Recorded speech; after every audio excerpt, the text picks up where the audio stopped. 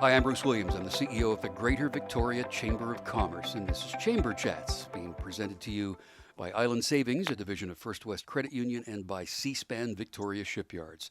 I want to begin, as always, by acknowledging that I live and work in the ancestral territories of the Lekwungen-speaking Coast Salish nations, the Songhees and the Esquimalt. We are proud to be living and working alongside them every day. We broadcast, as always, from the podcasting studio at Czech Television, and we're going to talk today. So my background is media, right? I was an interviewer of guys for a long time. So there were a couple of ways of going about that when you prepped for an interview. You would read and find and research everything you can possibly find, or you can do very little research, which I always believed in, not because I'm lazy. It's because if you know everything, you won't have any questions. And I want to be right up front on this. I know absolutely nothing about what we're talking about today, but along with our guest today, we're going to find out more about it. The topic today is cryptocurrency. What is it all about? The guy who is the expert in that joining me now is Hash Qureshi. He is a partner at MNP. Hash, thanks for joining us. It's my pleasure to be here. Thanks, Bruce. So let's take baby steps here. What is cryptocurrency? What is it exactly? A really good friend of mine, Joe Malcolm, sent me actually a quote from John Oliver. Okay, so this is too deep. And he said, it's everything you didn't know about computers and you didn't know about finance put together. Wow. So you shouldn't feel bad at all. But so do you want me to take a crack at trying to explain what cryptocurrency is? Yeah, I'm going to listen to every word of this because, again, I have no idea. So go. Okay, so the first thing to know is it is virtual. Okay, it's intangible. It isn't something you pick up. It isn't something you can move around and store in a closet or in a shoebox. Mm-hmm. Cryptocurrency is not physical, okay, but it has value, and in fact, a lot of value. So how does it get that? Now, I thought to give you a bit of a thought experiment to help. Imagine yourself in a classroom or a room, and in that room, you have 10 people. And the 10 people say, hey, we want to do nice things for each other. And we'd like to be able to track doing those nice things. What will we do? And somebody says, okay, well, why don't we imagine ourselves all having 10 tokens? Okay, but we don't have anything. But we have this blackboard and a flip chart. Okay, how can we use that? Well, I'll tell you what we'll do. Let's hand out 10 tokens to everybody. So now in that room with 10 people, you have 100 tokens, but they don't actually have tokens, right? But they have a blackboard. And what they're going to do is they're going to do nice things. This guy named Bruce decides to give Hash just a little shoulder rub. And I said, hey, Bruce, that was really good. Tell you what, I'm going to give you 3 of my tokens, but I don't actually have tokens. And you and I and the other 8 people say, let's go to the blackboard and we'll just write Hash -3, Bruce +3. Oh, okay, that worked. So now Bruce has 13 of these things. Hash is down 3, so he has 7. And you know what? Everybody's happy. Everybody looked at us doing that. Now, here's the interesting part. Was a bank involved? Was the government involved? No. 10 people, a community, agreed on the value. And they agreed on keeping track. And they kept track on a blackboard. Let's call that blackboard a ledger, right? It could have been a book. We could have kept it in a book and would have looked like a ledger. But the important things are that those 10 people agreed. They'd probably end up with, over time, if they lived there in that room long enough, they'd end up with a whole bunch of rules like, hey, most of us have to agree. We don't want 2 or 3 people colluding and this getting really complicated. And we've got to be sure that the numbers are right. And what if I ever wanted to know what happened? Oh, there's a flip chart. We'll just keep track of it. Okay. If we ever are unsure, we'll go back to the flip chart to see what date, who did what. And we should at any point be able to get to the numbers that everybody has. And there you go. Well, what I've just described, that ledger, that is virtual, no tokens, nothing exchanging hands other than ideas, is actually how Bitcoin is enabled. The underlying technology, that blackboard, that is called blockchain. Okay, And so that flip chart, sorry, go ahead, go sorry. ahead. So you mentioned is Bitcoin what cryptocurrency actually is? Is that the tokens? Is that what Bitcoin is, or is it a particular platform within cryptocurrency? Excellent question. So Bitcoin is a flavor of cryptocurrency. Oh, Okay, okay. it's a flavor. There's lots. There's Ethereum and Bitcoin SV for Satoshi's vision of what Satoshi actually wanted to do. There's like 70 of them, 100 of them. Depending on what day it is, there could be more. But what I'm trying to do is explain to you kind of the general principle. Okay, so I want to summarize. A community agrees on a set of rules. That community, the participants of that, they're in a network. It's all done by computers, okay? And that general ledger, that blackboard and flip chart actually exists in computer memories, and it is called the blockchain. Okay. Okay. Go on. All right. So the blockchain, okay, this is where it gets maybe a little bit more complicated. Okay. Okay. Just So up the front of block, that, just up front of yeah, that. So this yeah. thing that's valued, this is not some, it's not like a bank. It's not regulated by government. It's not nothing like this is wide open free market, right? Because I want you to think about yourselves in that room. Yeah. What one entity? Now, could you have said, "Hey, we don't trust the other 9 people. I want someone to come in here, maybe a government representative, and sit here and watch everything, and we're going to turn to him or her, and she's going to tell us what the value is." Could that happen? For sure. But but in a way, those 10 people might look and say, I don't think we want somebody else coming in here telling us 10 people what to do. And by the way, who are they? Yeah. So Okay. without them being involved, how is this regulated? Like how is this How kept is above this board? regulated? Yeah, like government would come in So and say, okay, we have to regulate this, or we have to charge you a tax, or we have to do something. But so these people in the room, are they operating purely on trust? they are operating on trust. Okay. They're trusting this thing called blockchain. It's the block. Remember, I kind of took a pause there and said, oh, okay, Hmm. where do we start with blockchain? So now the blockchain, the way it works is these computers. Now, again, I don't want to go too deep down this rabbit hole, Okay. but um, information is contained in a block. And part of the front end of that block is a signature, a digital signature. And digital signatures use very high level of security, often known as cryptographic keys, to lock things into place. And what happens is a block takes the information of the previous block and signs it with that cryptographic signature. And each block is linked like a chain to everything that happened before it. And because you're using cryptographic signatures, each block is tied securely, fully transparently, so anybody who participates can see what's happening. And that's what builds the trust. Okay. So what we're going to do next here is we're going to come back and unpack a little bit more of that. But we want to Sure. talk about, but it is cryptocurrency. We want to talk next about how do you use this to actually buy things. We are talking today on Chamber Chats with Hash Qureshi. He is a partner at MNP. We're talking about cryptocurrency, blockchain. Where did you learn all this? Like, this has kind of popped up all of a sudden, and there's suddenly people that know about it and people that don't. How did you learn about it? Okay. It's all it's I'm going to tell you a sad, embarrassing story. Do I But have to I'm going to match keep that it with one of my own? quick. Sure. Okay. So a few years back, there was a gift exchange at Christmas. I bought a nice bottle of wine, $20 maximum, and I give said bottle of wine, and in exchange, I get a gift. And in my gift, I got a card. And Marty, who was a good friend, a great colleague, and I thought he was. I opened the card, and there's this little, barcode in it, and it says, "Hash, I'm giving you 0.022 of a Bitcoin." And I said, "What the heck is that?"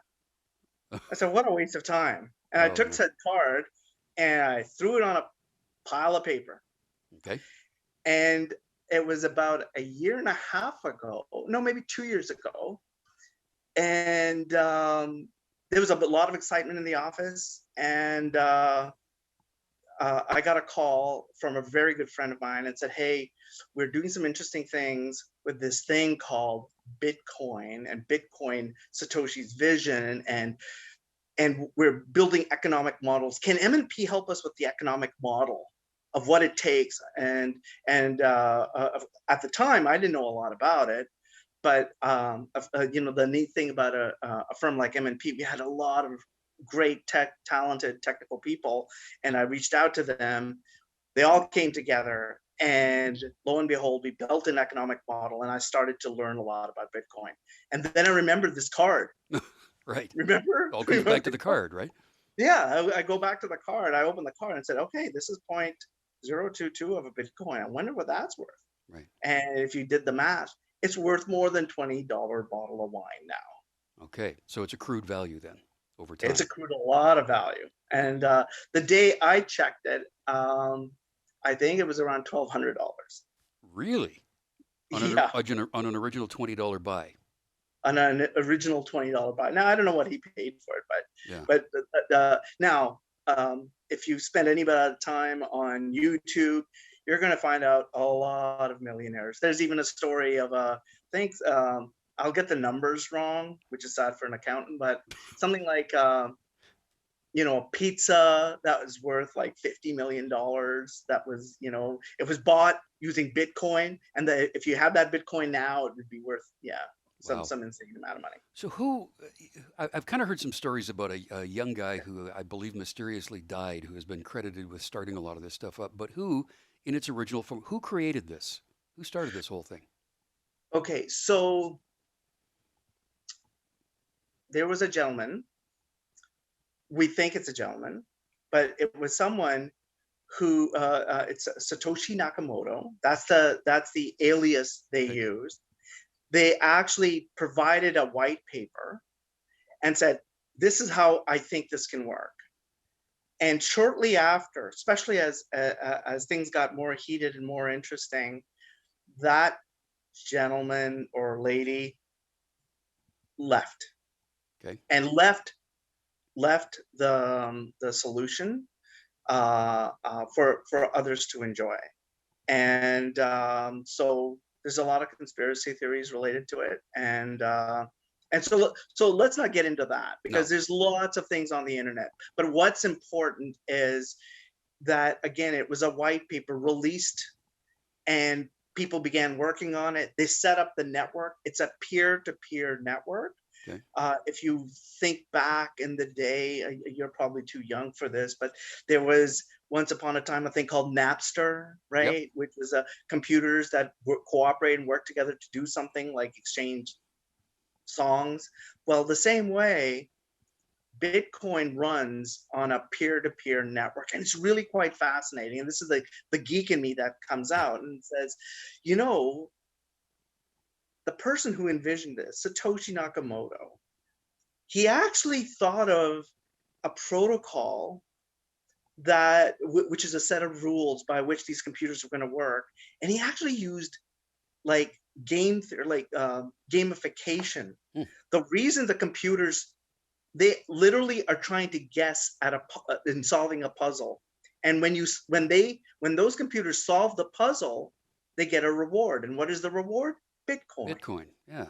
There you go. So they solve the puzzles, they get the reward, but in solving the puzzle, they grow the network.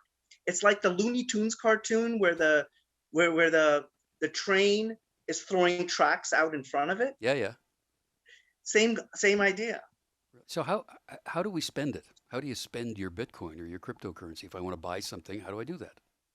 So that's fabulous. That's a great question. Okay, so just now, what's beginning to emerge there's actually some really big companies that are beginning to accept Bitcoin. And if you kind of Googled who accepts Bitcoin, you'd find out Microsoft accepts Bitcoin. You'd find out that Amazon will accept Bitcoin, or cryptocurrency, But you have to go through an intermediary, purse.io. Again, all of this information is freely on the internet, and you can do a lot of digging there. There's also exchanges.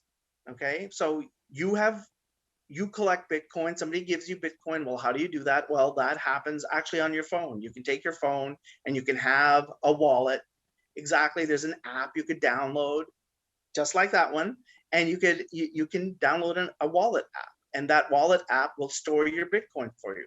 Then you could go to an exchange. There's all kinds of them out there. What you'll want to do is make sure the exchange is reputable, it's backed, it doesn't have any problems with it. Some of these exchanges have had problems with executives doing funny things for market share and things like that. So you got to do your due diligence, and we're going to talk about some of those risks in a bit. But those exchanges will take. You would send them your cryptocurrency through your wallet. They'd receive it. They'd turn it into cash on your screen on this exchange. You'll have your cryptocurrency along with your fiat or your cash, and you can say, hey, take that cash and deposit it in my bank account. And then it's very simply like any other bank account. And then that's how it integrates into regular finance with banking and You got it. credit union Yeah. business and all that sort of thing. Okay, so this is important. We're going to talk more about why this is important next on the Chamber Chat. We are talking today with Hash Qureshi. He is a partner at MNP, and we're talking about cryptocurrency, which I know nothing about, but I'm learning more from you as well. Another name that seems to pop up all the time is Elon Musk. He Right. So what is he active in this? Is that why his name pops up all the time? Well, okay. To be honest, not. I don't know a lot about how excited or how he entered it, but what he did was he made a statement that he would accept Bitcoin as part of a transaction for a Tesla. And that, of course, sent Bitcoin through the roof, right? Because all of a sudden Elon Musk is investing.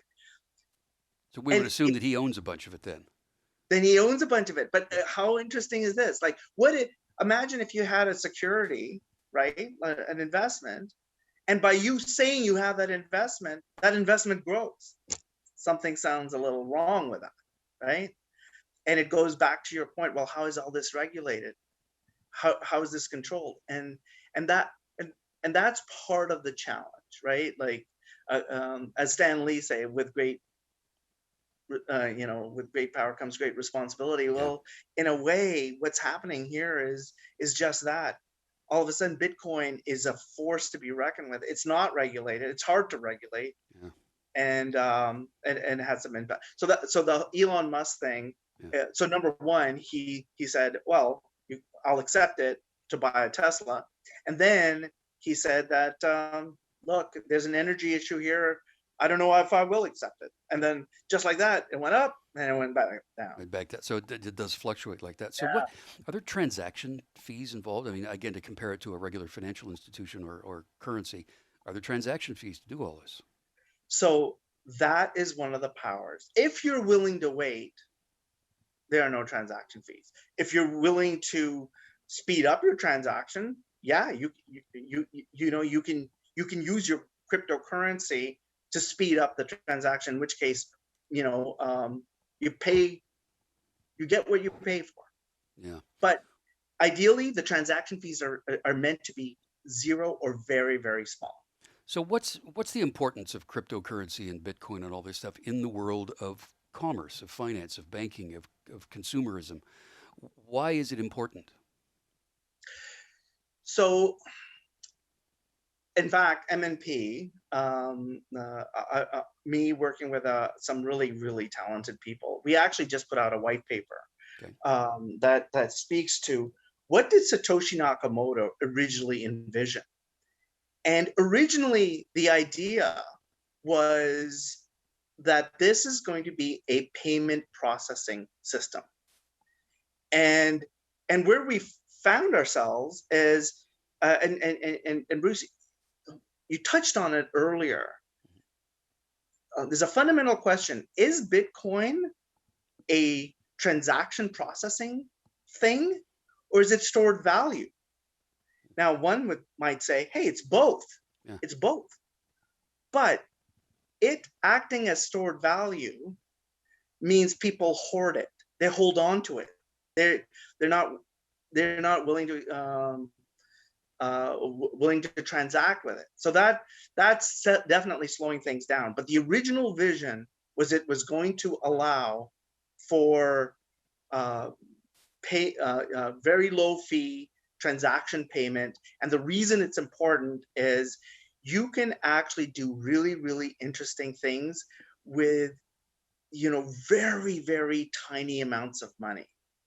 Imagine, and this was an example somebody shared with me, was that imagine if it cost you to send an email. It cost you very little, Yeah. but if you had to pay, even call it a thousandth of a penny to send an email, you might not be spamming people. Yeah. It all of a sudden would act as a force to start constraining how people use something like email. I know about myself, but I'm flooded with email all the time. Oh, yeah. Aren't we Well, all? Except yeah, whether you want it or not. But Hash, we're almost out of time. But I just want to. yeah, yeah, yeah. What are the risks of this? Where are we vulnerable? So it's in the word crypto. Mm. Cryptographic means keys.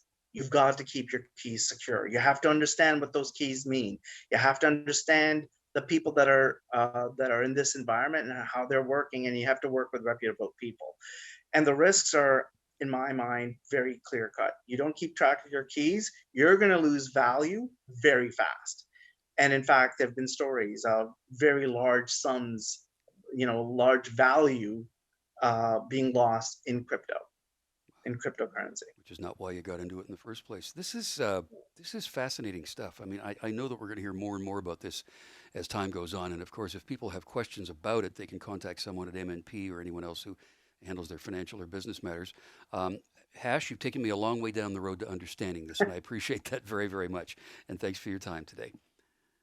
Thank you, and thank you for the great questions. You bet. Hash Qureshi is a partner with MNP, and that's Chamber Chats for today. I'm Bruce Williams. You can check out these chats at any time at victoriachamber.ca or checknews.ca is where they're posted. See you again for another Chamber Chat.